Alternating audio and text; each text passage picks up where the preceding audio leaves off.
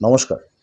মেষ রাশির যে সকল জাতক জাতিকারা আছেন এ সপ্তাহে আপনাদের অপ্রত্যাশিতভাবে কর্মের নাশ ঘটতে পারে, যে কোনো ধরনের ব্যবসায়িক ক্ষতি হতে পারে।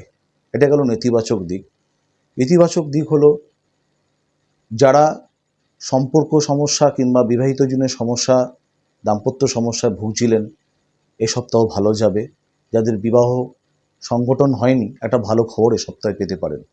বৃষ রাশির ক্ষেত্রে আপনাদের দেহপীড়া, রক্তপাতজনিত সমস্যা কিন্তু এ সপ্তাহে থাকবে, সাবধানতা অবলম্বন করবেন।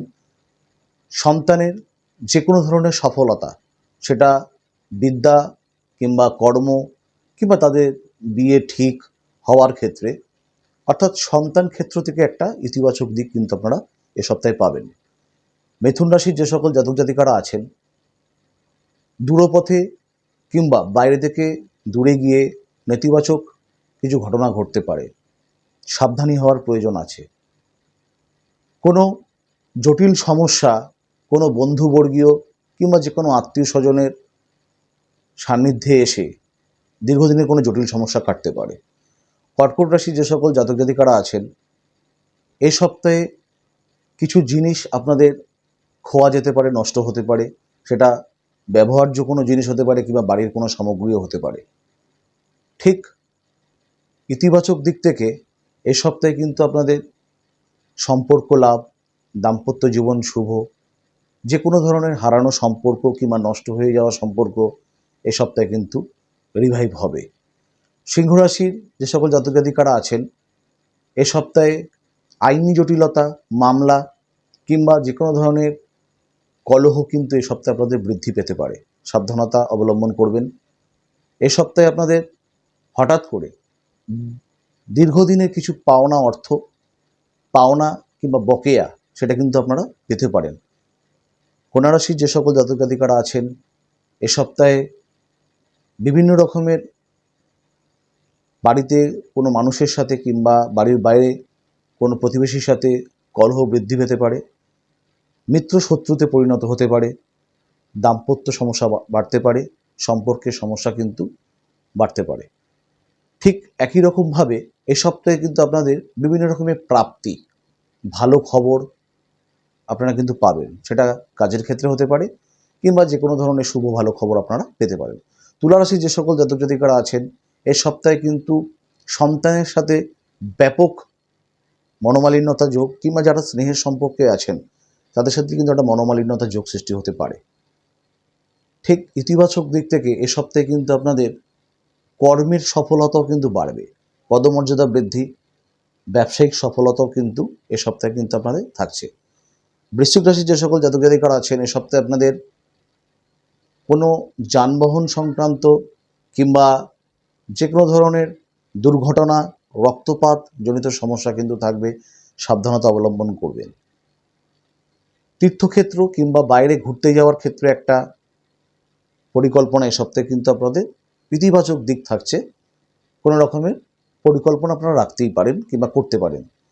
ধনুরাশির যে সকল জাতক জাতিকারা আছেন আর্থিক ক্ষয়ক্ষতি হওয়া কাজ বারে বারে কিন্তু আপনারা বিপন্ন হবেন, তীরে এসে কিন্তু তলিয়ে ডুবতে পারে। বিভিন্ন ক্ষেত্রে প্রতারিত হতে পারেন, প্রভাবিত হতে পারেন। ইতিবাচক দিক থেকে এই সপ্তাহে কিন্তু আপনাদের দাম্পত্য সুখ বৃদ্ধি পাবে।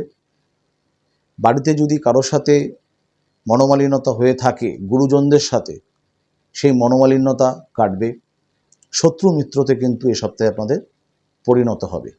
মকর রাশির যে সকল জাতক জাতিকারা আছেন এ সপ্তাহে আপনাদের দীর্ঘদিনের সঞ্চয় ভাঙতে হতে পারে, অর্থাৎ জমানো কিছু টাকা অকস্মাৎ কিছু আনসার্টেন কিছু খরচ কিংবা কিছু সার্কামস্টেন্স পরিস্থিতি তৈরি হতে পারে, সেই জমানো টাকা খরচা হতে পারে এই সপ্তাহে আপনাদের।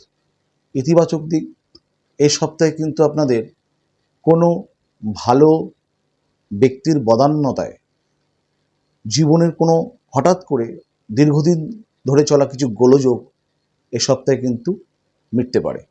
কুম্ভ রাশির যে সকল জাতক জাতিকারা আছেন মাতৃস্থানীয় কিংবা পিতৃস্থানীয় হঠাৎ করে কিন্তু আত্মীয় বিয়োগ কিংবা বাড়িতে যারা আছে তাদের স্বাস্থ্য সম্পর্কে অতিরিক্ত সচেতনতা কিন্তু প্রয়োজন আছে। তাদেরকে চিকিৎসা শাস্ত্রের মধ্যে রাখবেন, দেখভাল করে রাখবেন। হঠাৎ করে কিন্তু আপনাদের ইতিবাচক দিক থেকে পদমর্যাদা বৃদ্ধি, অতিরিক্ত কাজের দায়িত্ব আপনাদের কিন্তু কাঁধে আসতে পারে, সেটা আপনাদের ক্ষেত্রে ভালোই হবে। মীন রাশির যে সকল জাতক জাতিকারা আছেন, এই সপ্তাহে কিন্তু আপনাদের বাড়িতে কিংবা আপনাদের জীবনে কোনো রকমের তৃতীয় ব্যক্তি কিংবা দুষ্টু যাদের উদ্দেশ্য রয়েছে, তাদের প্ররোচনায় বিভিন্ন রকমের সমস্যা কিন্তু কঠিন সমস্যার মুখোমুখি হতে পারেন, যার জন্য কাউকে বিশেষ প্রাধান্য দেবেন না। ইতিবাচক দিক, এই সপ্তাহে কিন্তু আপনাদের বাড়ি তৈরি করবার কিংবা নতুন কিছু জিনিস কিনবার, বাড়িতে কিংবা যানবাহন কিংবা যে কোনো গেজেট, ইলেকট্রনিক্স হোক, ফার্নিচার হোক, কিনবার ক্ষেত্রে কিন্তু এটা সুবর্ণ সময়। যাই হোক, খুব সংক্ষেপের আকারে বললাম। যদি বিশদে জানতে হয় অবশ্যই যোগাযোগ করবেন। একটি প্রশ্ন করতে পারেন, আমি উত্তর দিয়ে দেব। যাই হোক, সবশেষে একটি বার্তা দেব। এই বার্তা আমি এর অতীতেও দিয়েছি, এখনও বলছি, হয়তো আগামীতেও বলবো। উপার্জিত অর্থ যা আপনি রোজগার করছেন, আমিও করার চেষ্টা করি, আপনারাও করুন, 1% কিংবা 2%, এর বেশি না, সামাজিক খাতে ব্যয় করুন।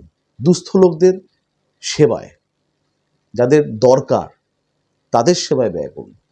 দেখবেন অন্যের মঙ্গলের মধ্যে তো নিজের মঙ্গল লুকিয়ে থাকে, মঙ্গল হবে। আর সবথেকে বড় কথা কি, এমন একটা কাজ করে আনন্দ পাওয়া যায়, ভালো কাজের মধ্যে একটা আত্মতুষ্টি ঘটে, ভালো লাগবে, আপনার নিজেরও মঙ্গল হবে। 1% কিংবা 2%, এর বেশি না, সামাজিক খাতে ব্যয় করুন প্রত্যেক মাসে, যে যাই রোজগার করছে না কেন। প্রত্যেকেই ভালো থাকবেন। নমস্কার।